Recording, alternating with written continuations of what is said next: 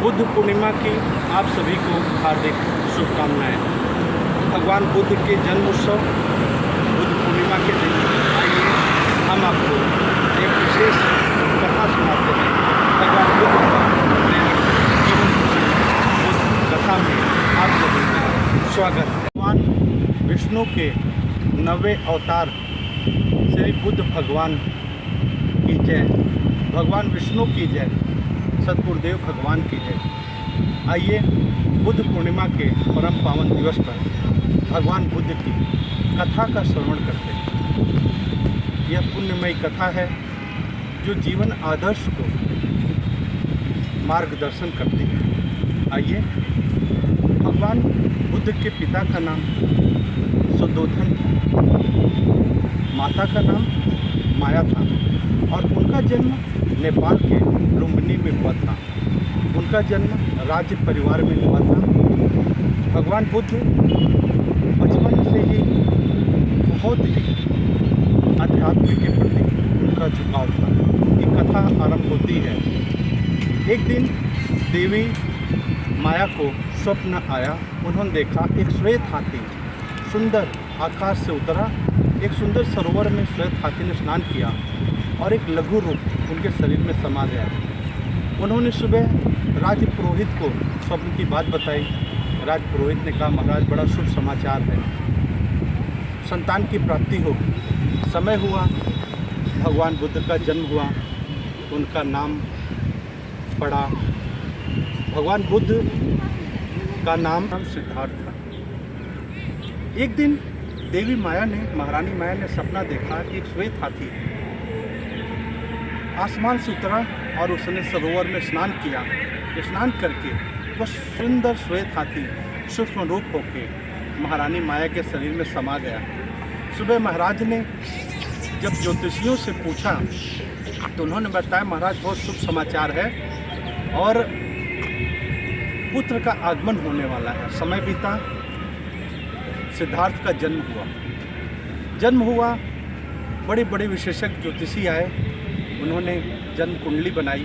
उन्होंने कहा, महाराज बहुत अच्छा पुत्र प्राप्त हुआ है, यशस्वी होगा, यश कीर्ति बढ़ेगी, धर्मात्मा होगा। महाराज लेकिन परंतु कह के चुप हो गए। महाराज ने पूछा, महर्षि क्या हुआ, चुप क्यों हो गए? उन्होंने कहा, महाराज पुत्र यशस्वी होगा लेकिन राज सत्ता का सुख नहीं भोगेगा। महाराज उदास हो गए। उन्हें था कि पुत्र ऐसा हो जो उनकी राज सत्ता को आगे बढ़ाए, उनका नाम बढ़ाए। उन्होंने कहा, ब्राह्मण कोई तो उपाय जरूर होगा।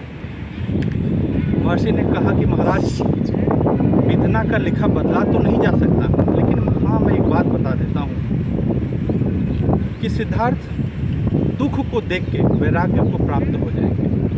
महाराज खूब जोर से हंसे। उन्होंने कहा, ब्राह्मण आपने तो समस्या का समाधान ही बता दिया, मैं इसे दुख देखने ही नहीं दूंगा। महाराज राजा थे, ऐसी व्यवस्था बनाई, एक नहीं कई महल बनवा दिए, हर मौसम के हिसाब से अलग अलग सुंदर बगीचे बनवा दिए, बाजार बनवा दिए, मित्र साथी पाठशाला शिक्षा सब कुछ राज्य के वैभव के एक चार दीवारी में सारा सुख सुविधा दे दिया। सिद्धार्थ उसमें बड़े होने लगे, दिन बढ़ने लगा, सिद्धार्थ बड़े होने लगे। मात्र 16 वर्ष की आयु में महाराज शुद्धोधन ने सिद्धार्थ का विवाह करा दिया। एक सुंदर सुशील ओजस्वी तेजस्वी कन्या यशोधरा से उनका विवाह हो गया और बुद्ध जी जो सिद्धार्थ थे अभी वो संसार में रम गए और उन्हें एक पुत्र रत्न की प्राप्ति भी हुई जिसका नाम राहुल था। समय बढ़ता रहा, सारी सुख सुविधा, यशो आराम, भोग विलास सब कुछ महाराज ने दे दिया, संतान भी हो गई। अब महाराज निश्चिंत हो गए। उन्होंने मन में सोचा कि जो विधान था वो कुछ नहीं हुआ और निश्चिंत हो गए कि अब तो सिद्धार्थ राज वैभव संभालने लगे। लेकिन नहीं, उन्हीं को तो अपना काम करना था। एक दिन बिना बताए सिद्धार्थ रथ लेकर के राज्य की सीमा से बाहर चले गए। आगे बढ़े, एक शमशान यात्रा जा रही थी। राम बोलो भाई राम, सिद्धार्थ ने देखा, सारथी से पूछा, ये क्या है? सिद्धार्थ राज्य से बाहर रथ लेके निकले, सारथी छन्न के साथ। रास्ते में उन्होंने देखा 100 यात्रा जा रहे थे। उन्होंने छन्न से पूछा, यह क्या है? सारथी ने कहा, महाराज किसी की मृत्यु हो गई है। कहे, मृत्यु क्या होती है? उन्होंने कहा, महाराज जब व्यक्ति की आयु पूरी हो जाती है तो संसार में सुख सुविधा वैभव सब यहीं छोड़ करके चला जाता है। उन्होंने कहा, फिर उसका क्या करते हैं? कहे, महाराज ले जाके उसको जला देते हैं, शरीर राख मिट्टी हो जाता है। तो उन्होंने पूछा सिद्धार्थ ने, तो सब खत्म? बोले, हाँ महाराज, ये तो सबके साथ होना है। सिद्धार्थ ने प्रश्न किया, क्या मैं भी मर जाऊंगा? छन्न बोले, दाता मैं ये कैसे कह सकता हूँ, लेकिन मैं ये कहूँगा कि हाँ मेरी आयु पूरी होगी तो मैं भी मर जाऊँगा। सिद्धार्थ आगे बढ़े। एक बूढ़ा व्यक्ति एक लाठी लेके कांपता हुआ चला रहा था। सिद्धार्थ बोले, छन्न ये क्या है? छन्न मुस्कुराए, बोले, महाराज ये वृद्धावस्था है। कहीं ये क्या होती है? कहे, महाराज बालक होता है, बड़ा होता है, यौवन आता है, उसका में वृद्धावस्था आती है। महाराज ये बड़ी कष्टमय है। किसी की वृद्धावस्था ऐसी होती है कि कोई चल पाता है, कोई बिस्तर में ही पड़ा रहता है, कोई रोग से ग्रसित हो जाता है। महान कष्ट होता है महाराज, वृद्धावस्था में महान कष्ट होता है। भगवान बुद्ध बोले, छन्न मैं भी वृद्ध हो जाऊंगा? छन्न फिर मुस्कुराए, महाराज मैं ये तो नहीं कह सकता, लेकिन इतना ज़रूर कहूँगा कि मैं भी बूढ़ा हो जाऊँगा, अब पता नहीं शरीर की कैसी स्थिति रहेगी। बुद्ध आगे बढ़े। ऐसे अनेक प्रसंग दिखे उन्हें, बीमार को देखा, फिर आगे बढ़े। एक घने वृक्ष के नीचे एक एकांत साधु तपस्या कर रहे, शांत, परमात्मा में निश्चल खोए हुए, प्रसन्नचित्त। बुद्ध ने देखा, पूछा, छन्न ये कौन है? इनके पास तो वस्त्र भी नहीं है, फिर भी इतना मुस्कुराते और शांत कैसे हैं? छन्न ने कहा, महाराज ये संत है, इन्होंने ईश्वर को प्राप्त कर लिया है, ईश्वर में खो गए हैं और इन्हें मोह माया भोग विलास कोई इन्हें परेशान नहीं कर सकता। उन्होंने पूछा, इन्हें दुख नहीं होगा? बोले, महाराज दुख आएगा, होगा नहीं। क्या इनकी मृत्यु नहीं होगी? कहे, महाराज इनकी मृत्यु शरीर की होगी, लेकिन ये तो मृत्यु से पार हो गए। कहे, वो कैसे? छन्न चुप हो गए। अब होनी ने अपना कार्य किया, बुद्ध के मन में वैराग्य जाग गया। लोगों को दुखित देख के दुखित हो गए कि संसार में इतना कष्ट है, बुढ़ापा आएगा, दुख होगा, वैराग्य, संसार का कमाया हुआ सब यह छूट जाएगा, तो इंसान करे क्या? वो चिंतन में लगे रह गए, मन विचलित हो गया और सिर्फ एक ही चाहते कि वो परम सत्ता है क्या, वो ज्ञान क्या है, सब दुखों से मुक्ति कैसे मिले। सिद्धार्थ से रहा नहीं गया, वैराग्य जागा। एक दिन मध्य रात्रि को उन्होंने पत्नी यशोधरा को निहारा, पुत्र राहुल को निहारा और मध्य रात्रि में मुंह फेर लिया और राज की सीमा से बहुत दूर घने जंगलों में चले गए। घने जंगलों में एकांत, बहती हवा, जीव जंतु, उस सब के बीच बुद्ध ने तपस्या की। सुख सुविधा दूर हो गई, छूट गई, फिर भी बुद्ध को प्राप्त करना था वह आत्मज्ञान।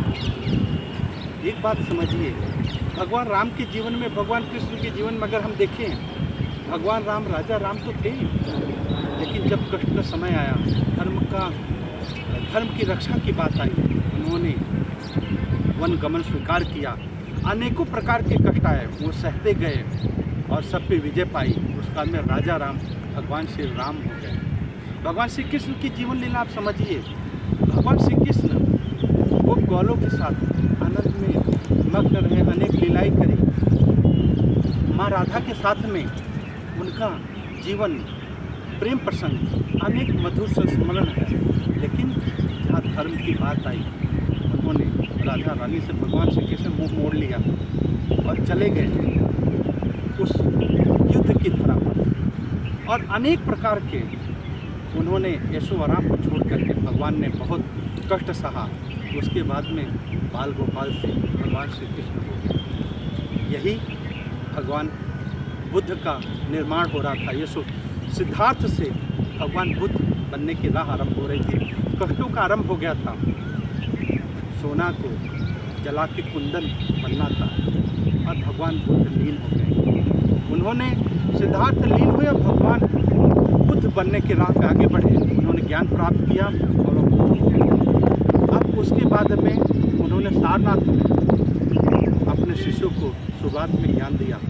भगवान बुद्ध की ख्याति बढ़ने लग गई। लोग उनके पास आने लग गए, उन्हें शांति मिलने लग गई। दुख आ रहा है लेकिन दुख शरीर को झेल नहीं पा रहा है। शरीर को दुख हो रहा है लेकिन मन शांत था, दुख को शांति मिलने लगी। धीरे धीरे भगवान बुद्ध की यश कीर्ति उनके पिता शुद्धोधन तक पहुँची। उन्होंने संदेशवाहक भेजा कि जाइए सिद्धार्थ को कहिए, जो आज भगवान बुद्ध हो गए, उनसे कहिए कि पिताजी उन्हें याद कर रहे हैं। लेकिन जो बुद्ध के पास जाता था वही बुद्धम शरणम गच्छामि, बुद्ध का ही होकर रह जाता था, लौटता ही नहीं था। पिता परेशान हुए। फिर उन्होंने बुद्ध के एक बचपन के मित्र को बुलाया। उन्होंने कहा, मैं जानता हूँ अब तुम जा तो रहे हो, वापस नहीं आओगे, लेकिन फिर भी जाते ही एक शब्द उससे ज़रूर कह देना कि पुत्र का धर्म निभाओ, पिता तड़प रहे हैं, एक बार उनसे मिलने जरूर जाओ। मित्र पहुँचा, बुद्ध को देखा, शुद्ध बुद्ध खो गया, लेकिन तुरंत याद आया। जल्दी में उसने कहा कि महाराज ने याद किया है, वो तड़प रहे हैं, पुत्र का धर्म निभाओ। और उसके बाद वो भी बुद्ध के शरण में हो गया, बुद्धम शरणम गच्छामि हो गया।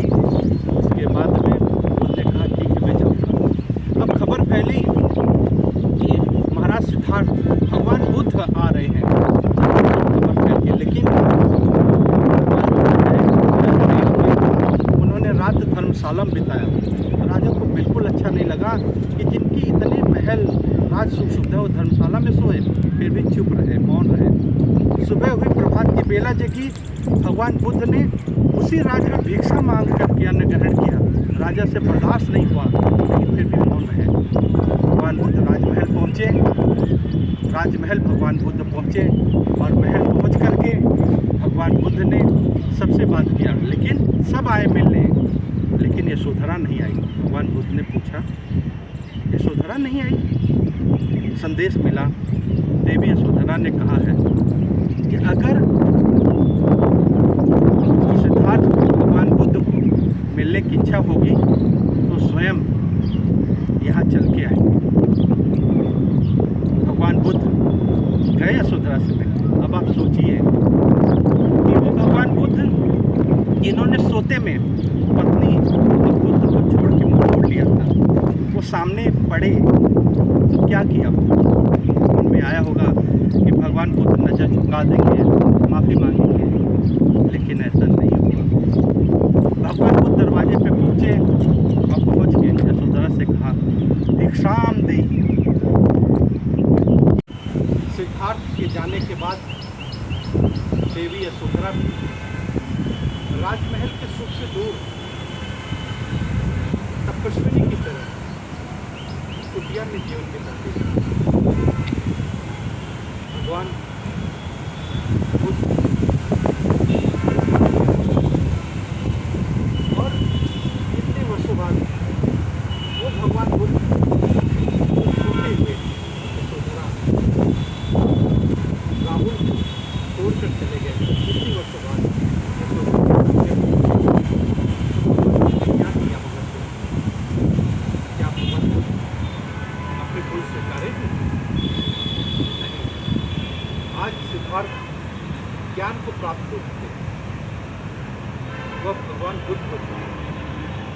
उन्होंने सामने पहुँचते ही देवी यशोधरा से कहा, देवी भिक्षाम देवी।